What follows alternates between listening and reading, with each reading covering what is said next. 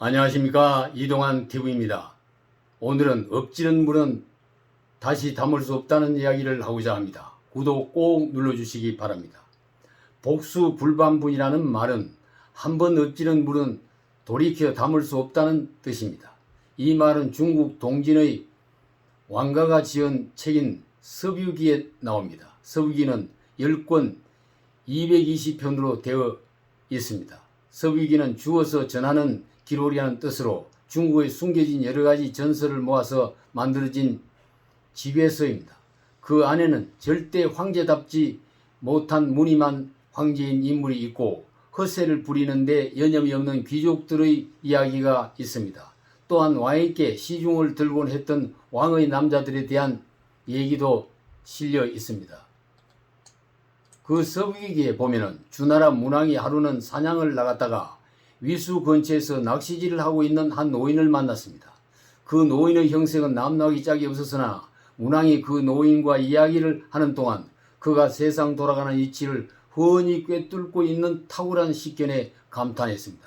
그 노인이 바로 강태공 여상이었습니다.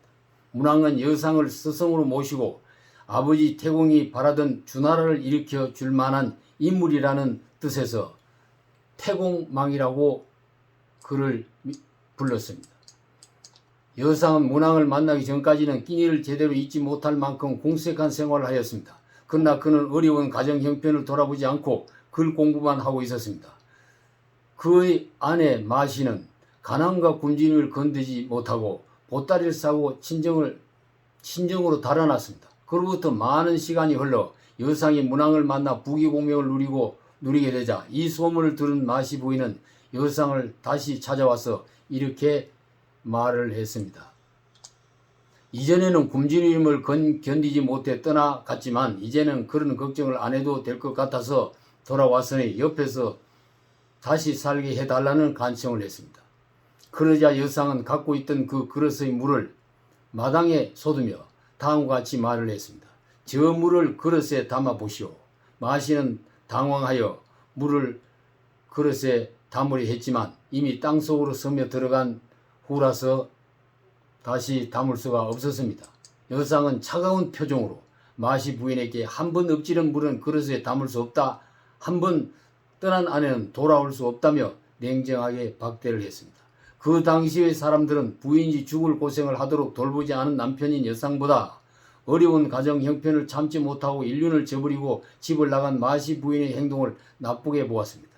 지금이라면 마시 부인의 집을 나온 잘못보다 집안 살림을 방치한 남편 된 여상의 책임이 더 무겁다고 볼 것 같습니다. 그러나 이 고사성어는 세월이 흐르면서 경솔한 생각으로 한번 실수를 하면 다시 돌이킬 수 없는 후회를 할 것이니 매사에 신중하게 행동을 해야 한다는 교훈이 담긴 말로 전해졌습니다. 이와 유사한 뜻을 지닌 말로 깨어진 거울은 다시 비출 수 없다는 뜻의 파경제불조라는 말도 있고 이미 손화살이란 뜻의 이발짓이라는 말도 있습니다. 낙화난상지라는 말도 한번 떨어진 꽃은 다시 가지로 갈 수가 없다는 뜻입니다. 복수불반분이라는 고사성어는 매사에 심사숙고를 하고 행동해야 한다는 교훈이 담겨 있는 것입니다. 그리고 어떤 환경에 처해도 하늘이 정해준 부부연을 더 소중히 여기라는 뜻이 담겨 있습니다. 강태공은 고든 낚시로 세월을 보내며 때를 기다리다 자신을 알아본 문왕을 만나 경세의 뜻을 펼쳤던 선비입니다. 집안을 돌보지 않고 큰 뜻을 품고 때를 기다리는 남편을 부인은 이해하지 못한 것입니다. 남편은 부인을 이해시키지 못한 책임도 남편에게 있다고도 볼 수 있을 것입니다. 감사합니다.